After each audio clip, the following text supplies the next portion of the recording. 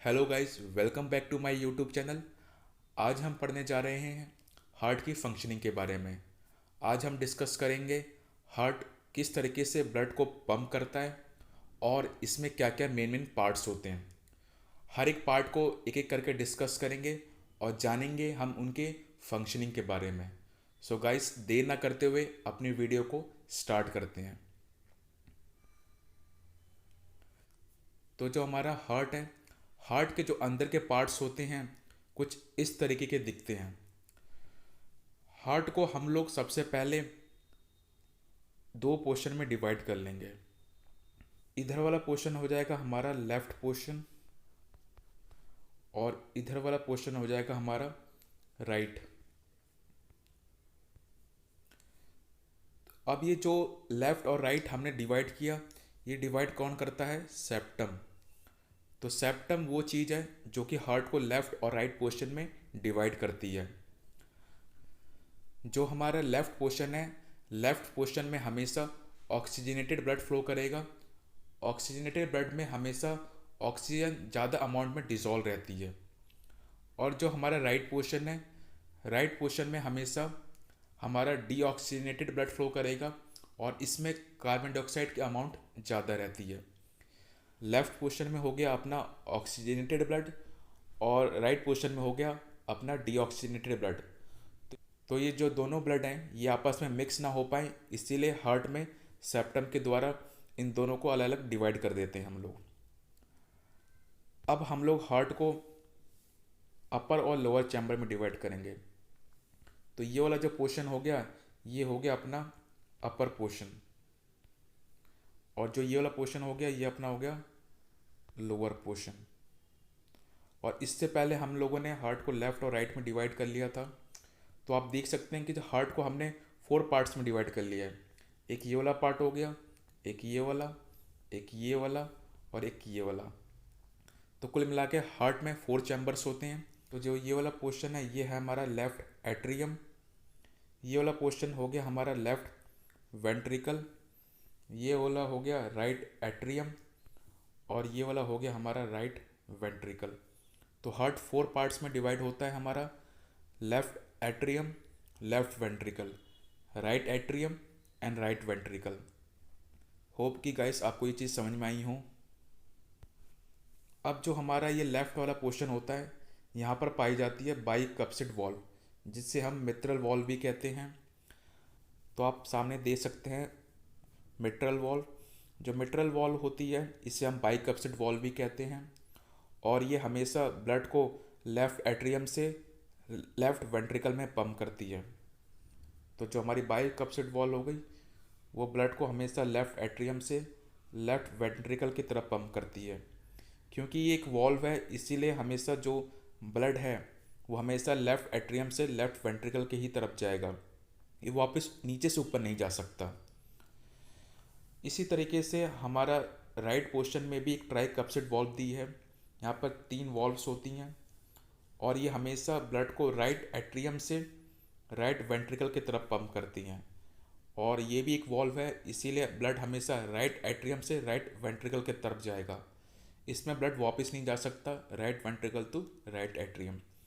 तो दोनों साइड हमारी वॉल्व हो गई। लेफ्ट पोर्शन में हमारी हो गई मिट्रल वॉल्व, जिसे हमने बाइकप्सिड वॉल्व कहा, और हमारी राइट पोर्शन में हो गई ट्राइकप्सिड वॉल्व। ठीक है, आपको ये चीज़ समझ में आई हो। अब कुछ यहाँ पर ब्लड वेसल्स होती हैं। एक ब्लड वेसल हो गई हमारी पल्मनरी आर्टरी। तो जो पल्मनरी आर्टरी है वो हमेशा ब्लड कैरी करेगी राइट वेंट्रिकल से लंग्स की तरफ। अब आता है हमारा pulmonary when. Pulmonary when lungs से ब्लड कैरी करती हैं लेफ्ट एट्रियम में।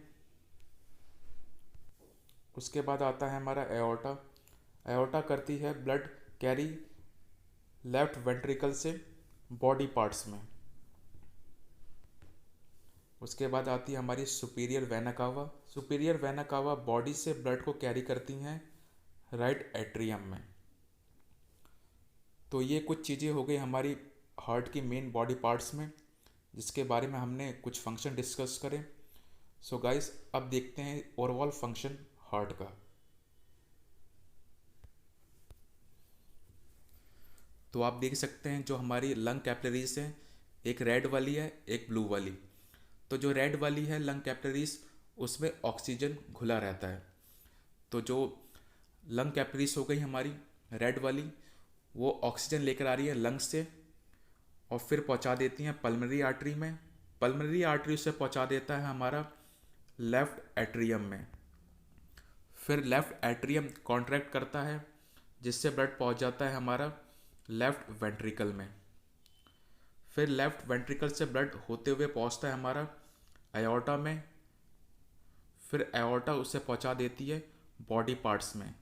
तो बॉडी पार्ट्स में पहुंचने पर जो हमारी एओर्टा होती है वो डिवाइड हो जाती है फिर छोटी छोटी रेड कैपिलरीज में।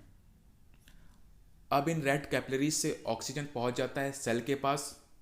सेल वहाँ से कार्बन डाइऑक्साइड दे देते हैं इन ब्लू वाली कैपिलरीज में।